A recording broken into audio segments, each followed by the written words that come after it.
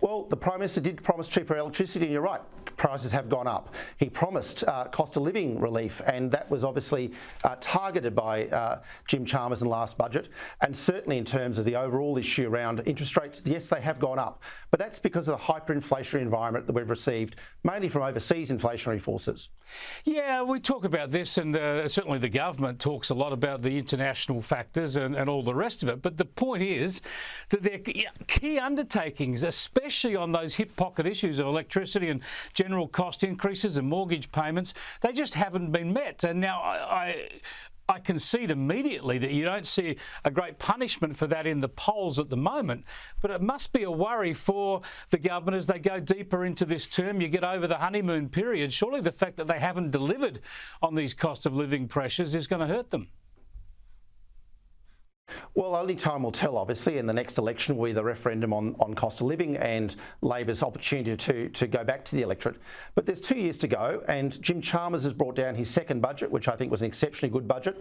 He's got 2 more to go in this life of this parliament. So I think Labor's certainly got the firepower to fight the economic fight when it comes to the next election. Yeah, look, I think the surplus is welcome, but it's lucky, and they can't really claim credit for it. It was a factor of previous budgets rather than anything they've done this year, but you bank that money any day you could. I think one of the interesting things, Cameron, is electricity prices and the big focus on renewable energy, additional investment, additional regulation on that front. If that continues to drive up electricity prices, and that hurts a lot of working families, as you know, traditional Labor voters and swinging voters, is that going to be the real Achilles heel for Labor? Well, certainly Labor's very focused in terms of making sure that we've got the right amount of renewables coming in, while also making sure we protect what we've got at the moment. And it's a difficult balancing act. And you're right. I mean, we have to get that right to make sure that there's downward pressure on cost of living, electricity, mortgage rates, just the general cost of buying groceries. All those things are going to be factors at the next federal election. But Labor's got 2 years to work those things through.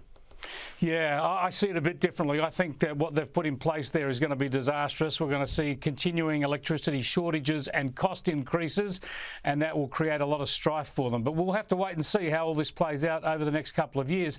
One issue that you've focused on, and is a big issue in political debate now, and you've written about this, is the voice, of course. The voice and the referendum and the outcome is going to be central for Anthony Albanese. Obviously, if the referendum wins, even though it's supposed to be above politics, this issue, it'll be seen as an historic victory for Anthony Albanese and his government. What about if the referendum is defeated? Well, look, I think the issue around the voice, and you and I both agree, Chris, on this issue from a policy position, has regrettably been put into a partisan position, and it's been weaponised. It's been weaponised by Labor to cause greatest harm and damage to Peter Dutton and the Liberals. So rather than seeking a bipartisan outcome, rather than actually reconciling on reconciliation, what we have now is a scrappy, ugly fight. And that's really problematic, I think, for the yes-no case. So yes, if Albanese wins, he'll go down as a legacy of Labor history and reconciliation if he wins the yes vote.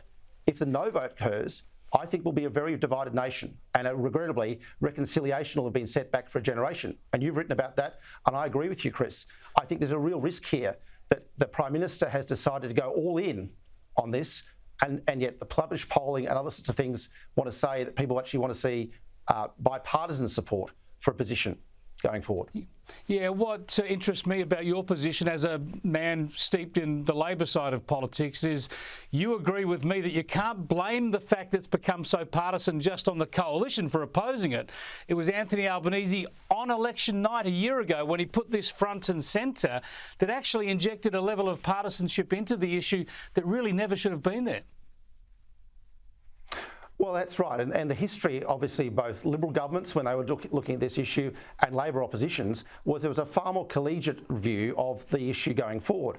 What's happened is that the Prime Minister has decided to make it the Albanese voice, and I think that's an issue. He's refused to provide the detail that undecided voters are craving, and he's decided to weaponise the issue.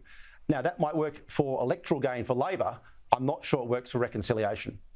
Yeah, fascinating stuff. A very, very toxic debate at the moment. Thanks so much for joining us, Cameron. Thanks so much for your time, Chris.